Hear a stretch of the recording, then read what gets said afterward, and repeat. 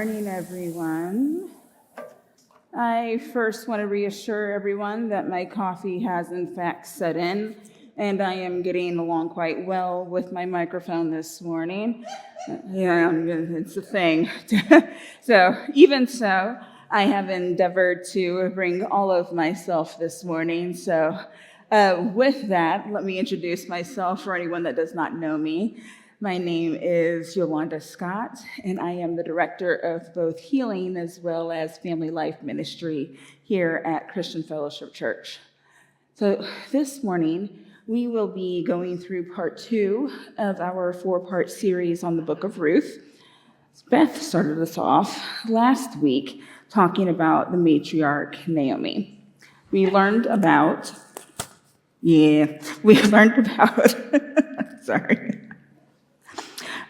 her journey with her husband and sons from Bethlehem to Moab due to famine in the land. We heard that Naomi first lost her husband, Elimelech, then her sons found wives among the Moabites. Now, this was not okay according to the laws of the Israelites. In fact, it is specifically stated in Deuteronomy 23, 3-4, not to take foreign spouses, for that would turn your children from following me, said the Lord. The verses go on to make a special case against the Ammonites and the Moabites, but that is where Naomi and her sons found themselves. Now, after 10 years, both of her sons also die. Neither of the young wives have produced an heir during that time. Naomi is what Custis called in the dark night of the soul. She is certain the decisions she and her family have made have left her outside the grace of God.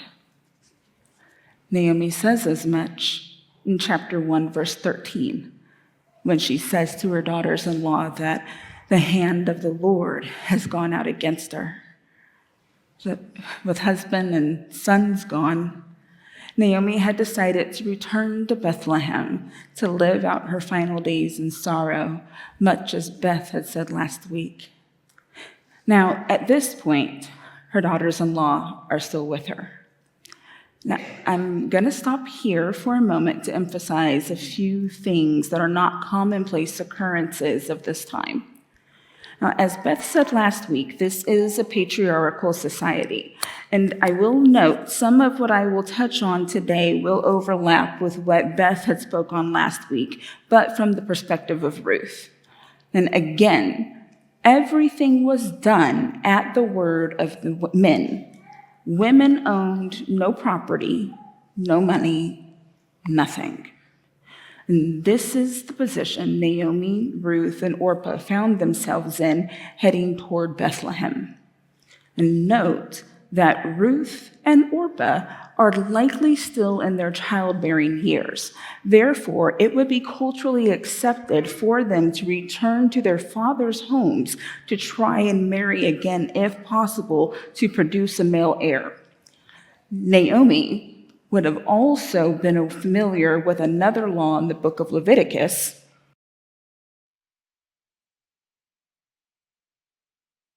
That's my child. His name is Leviticus. In the book of Leviticus, and he wasn't looking at me, so I just looked at him to make sure he was paying attention. In the book of Leviticus, in which a brother-in-law marries and produces an heir with a widow in his brother's stead.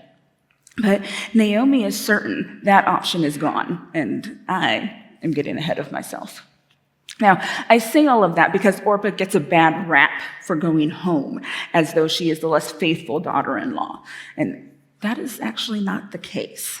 So she followed her mother-in-law in love, just as Ruth did.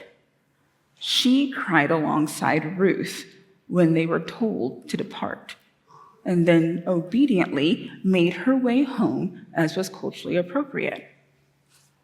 That was her part to play, and for it we are grateful.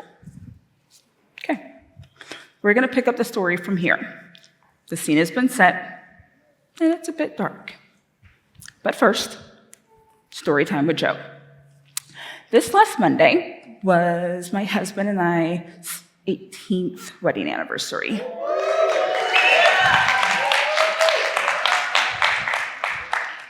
He's probably surprised I even said anything because I'm not the demonstrative sort.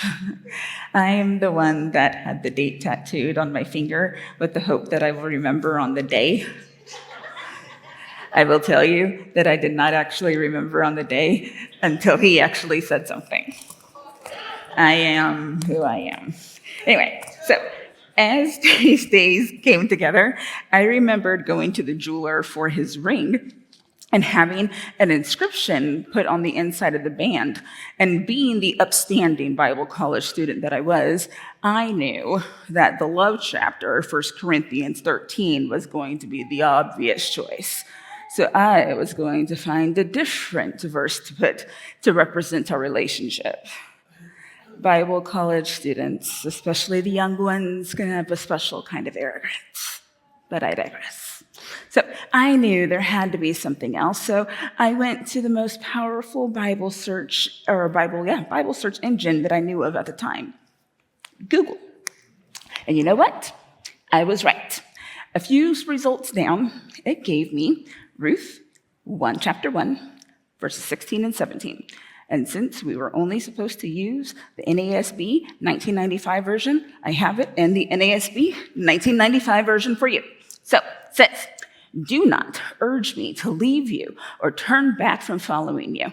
For where you go, I will go, and where you lodge, I will lodge. Your people shall be my people, and your God, my God. Where you die, I will die, and there I will be buried. Thus may the Lord do to me and worse, if anything but death parts you and me."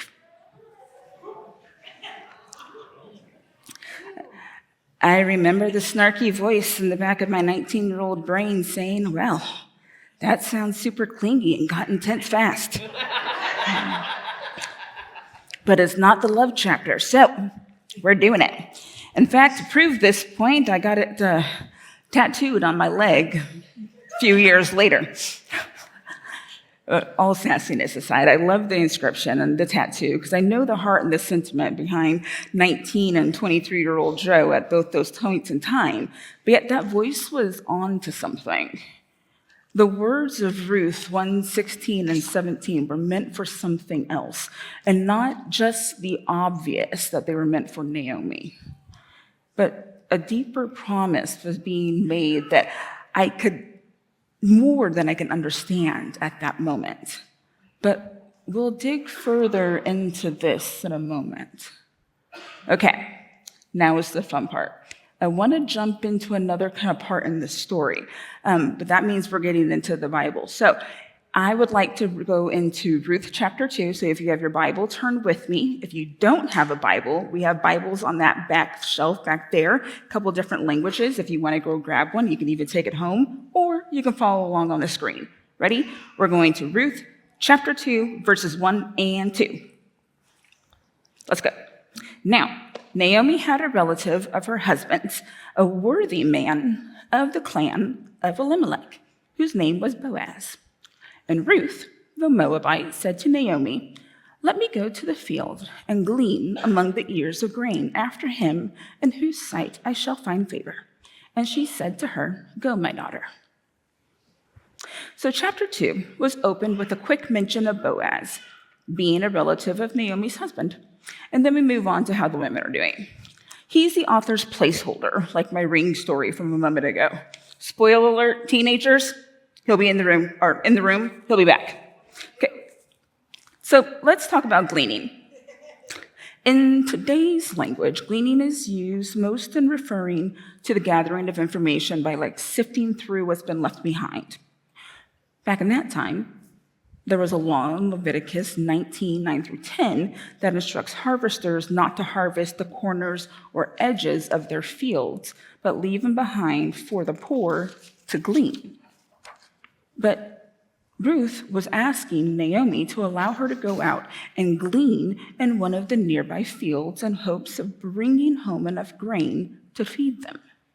Naomi, as we see, gives a very simple reply: "Go, my daughter." And we can play with the inflection here, like, "Yay, go, my daughter." But we know Naomi's state of mind at this point. And I imagine it's very disheartened, like, go, my daughter. So let's look at what we know so far. Ruth is a widow. She has no male relative to speak for her. She is poor. She is a foreigner. And now she is going out to glean. Gleaning is not a glamorous activity. Carolyn Custis James compares it to the people in our communities living in such a state of food insecurity that they are waiting in alleys behind restaurants for what didn't make it into patrons to-go boxes. Gleaning can be competitive as other hungry people are there gathering what they can feed to their own hunger. Competitive, hungry people can be dangerous.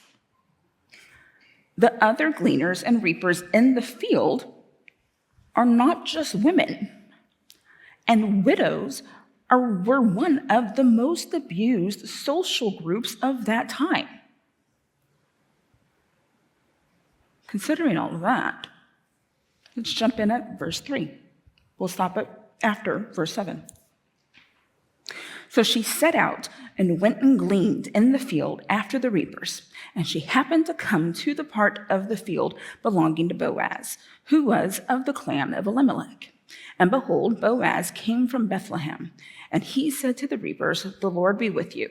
And they answered, "The Lord bless you." Then Boaz said to his young man who was in charge of the reapers, "Whose young woman is this?" And the servant who was in charge of the reapers answered, "She is the young Moabite woman who came back with Naomi from the country of Moab." The reapers, she said, "Please let me glean and gather among the sheaves after the reapers."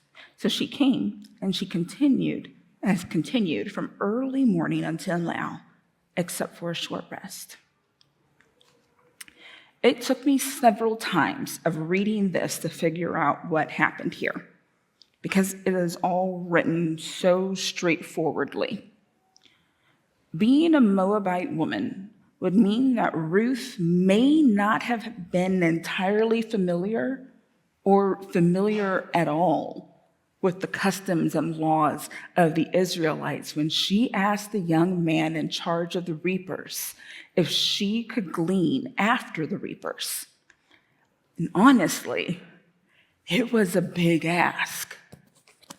So if a gleaner is comparable to an individual experiencing severe food insecurity, then what Ruth did would be the equivalent of one of those individuals knocking on the door of Panera at the close of shift and asking for a piece of the not sold bread at that point, instead of waiting for the next morning when somebody from a charity has gone to pick up the trash bag full of not sold bread and brought it to the charity for unhoused people or people that are hungry to pick up from there. Without realizing it, Ruth has asked him to honor the spirit of the law, which was feed the hungry, and not just the letter of the law, which is leave your sides and your corners for the poor. By following after a reaper, Ruth could pick up the sheaves, any sheaves left on the ground that are missed, that would possibly yield a more bountiful harvest than competing for the edges and the corners.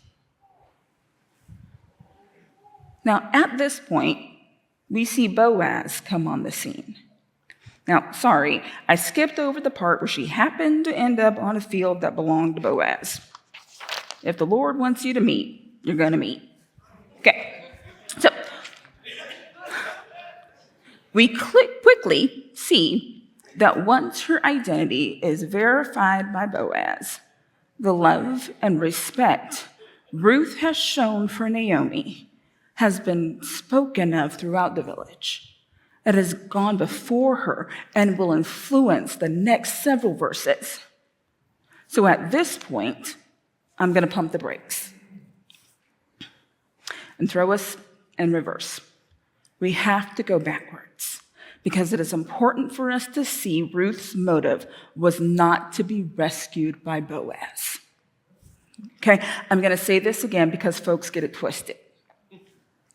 The message of the book of Ruth, Ruth's motive was not to be rescued by Boaz. The gospel of Ruth is not Naomi's guide on how to catch a godly man.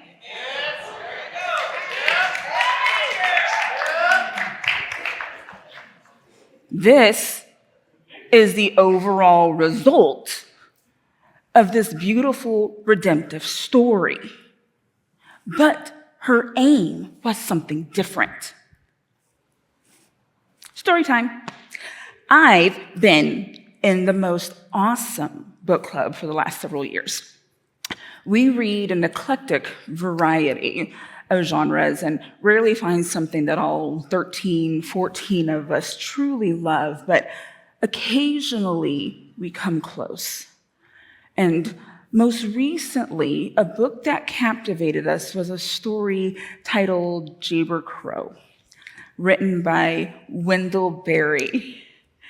It's a fictional story about a barber in a fictional town in Kentucky, just talking about his life.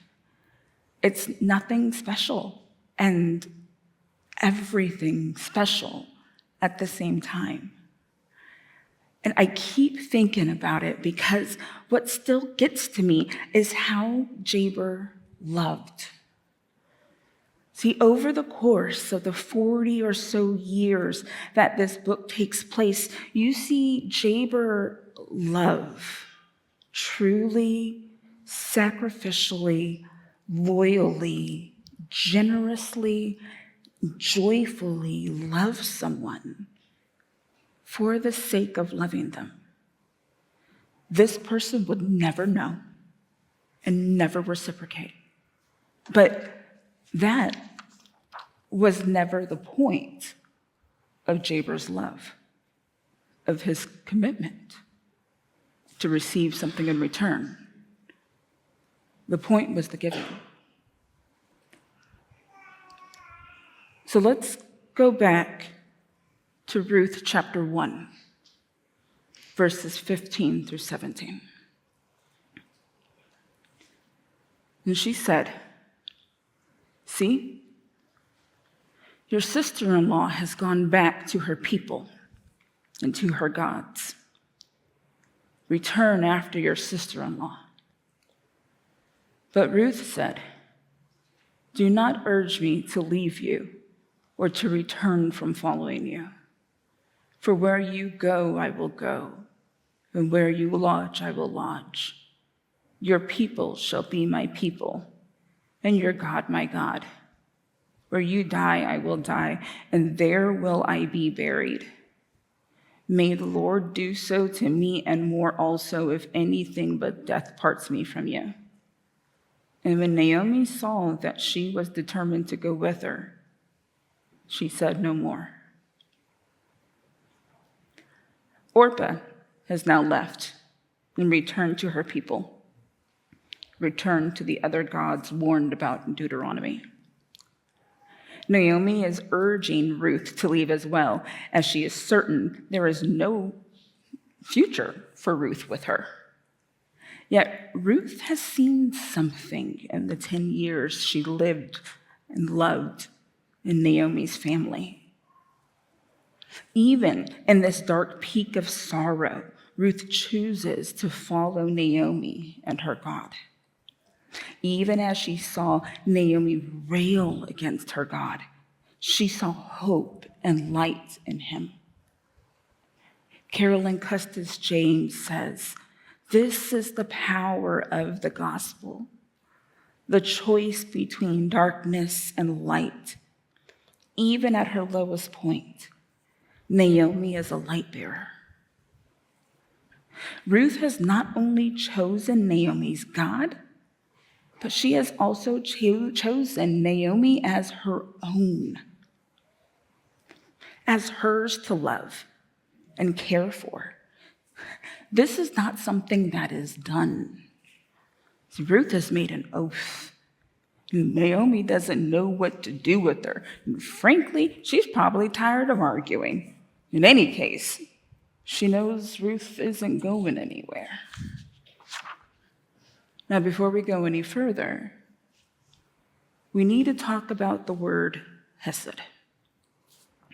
Beth had mentioned last week that it is a Hebrew word that is not easily translated into other languages. While this is true, I'm going to take you a little ways on the bunny trail I took while at least trying to define hesed for this message. Now, I didn't want to make slides for this little bunny trail for you, so you guys get to kind of imagine it. Now, first stop was the Bible Project. And they say that hesed is a combination of love, generosity, and enduring commitment all into one. An act of promise-keeping loyalty that is motivated by deep personal care. Okay. And then Custis said it gave a smorgasbord of words often used synonymously with hesed, but undersell its meaning. A lot of the same stuff the Bible Project gave. I'll let you in on a secret. I enjoy surprises. Only if you tell me when it's coming and what it is. So abstract concepts are a little difficult for me. So as I was mulling over this word salad, I received a writing on generosity. And this quote captured me. Generosity, simply put, is giving more of yourself than you would ever expect to receive from another person. Reggie Rogers. To me, he nailed a huge portion of hesed. Now, the Bible Project actually defines hesed as loyal love. But they had said that hesed was all of these other words and then defined it as these two little words, and I said, nope, that wasn't enough. So I combined their definition with Reggie's definition with a little twist. Now, I'm not saying this is the crowning definition of hesed, but it has helped my concrete thinking mind grasp what happens next in Ruth. So here's how I've defined hesed. Steadfast love, giving more of yourself than you would ever expect to receive from another person. Now, there's another thing about hesed. Though we may give hesed to another person, perfect hesed comes from God. Hesed love is unearned. It is indiscriminate. It is tireless. And it is selfless. So that with that in mind, it is in an act of hesed that Ruth looked at Naomi and said, I am coming with you.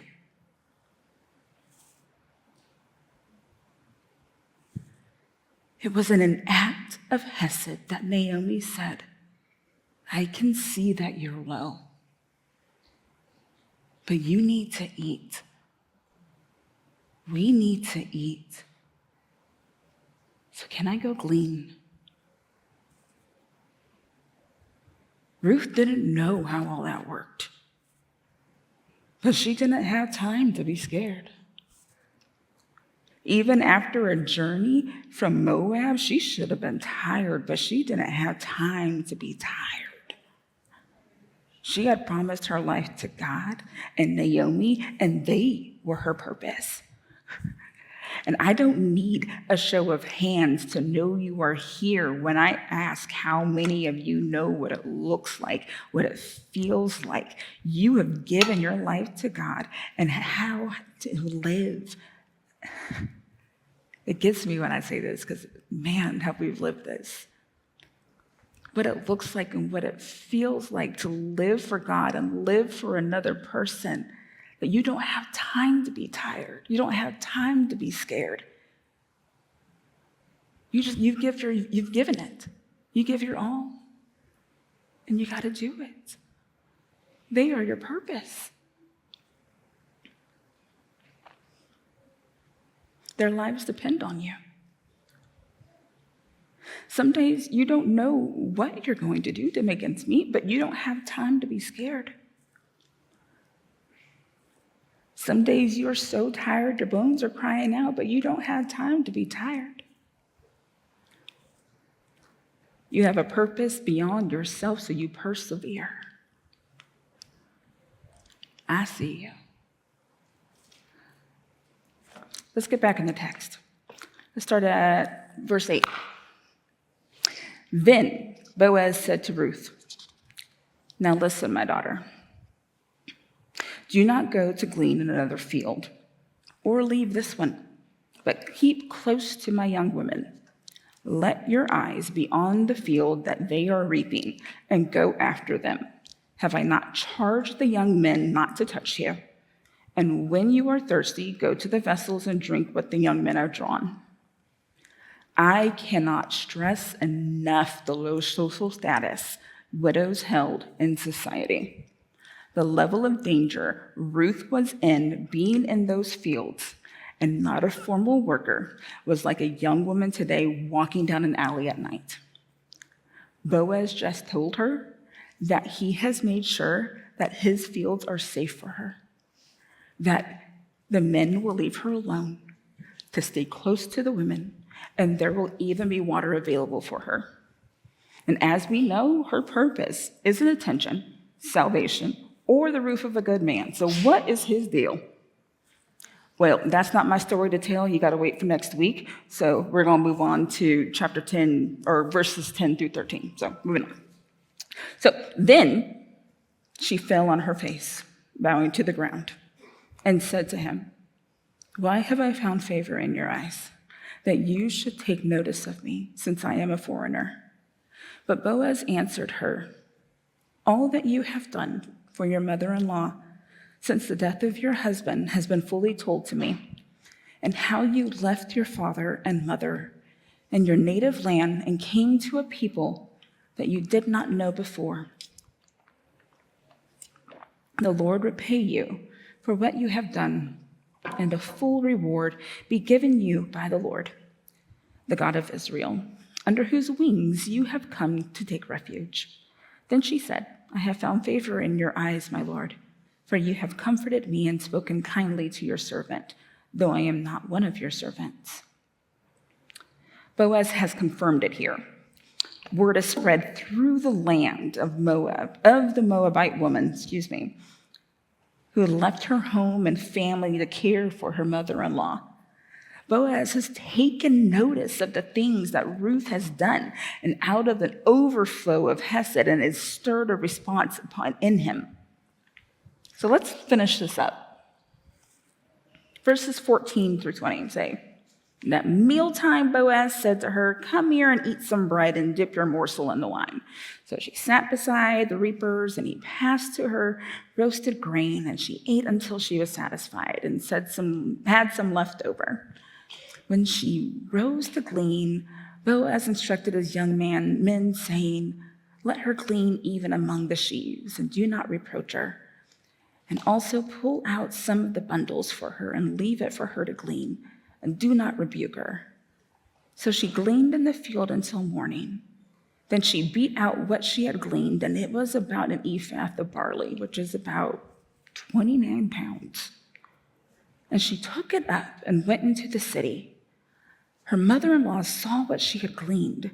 She also brought out and gave her what food she had left over after being satisfied. And her mother-in-law said to her, 'Where did you glean today?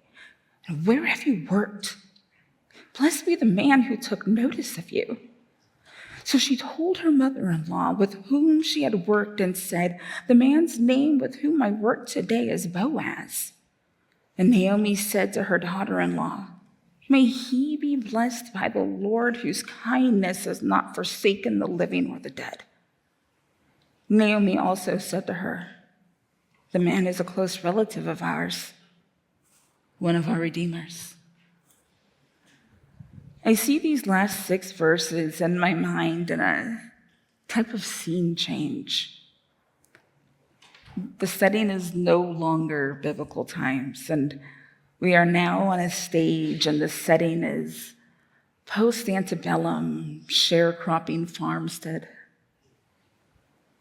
Naomi has just shared the news with Ruth and the audience that Boaz is a close relative and possibly one of their redeemers. The spotlight closes in on Ruth as she begins to sing the words, "I don't feel no ways tired. I've come too far from where I've started from. Nobody told me the road would be easy. And I don't believe he's brought me this far to leave me." As the light fades to black, we hear Ruth take a deep breath. In the beginning, she had started on a journey that she knew would be unlike any other. Now she is taking a breath of hope. Hope in what is to come, being fortified by the Father from the inside out to persevere.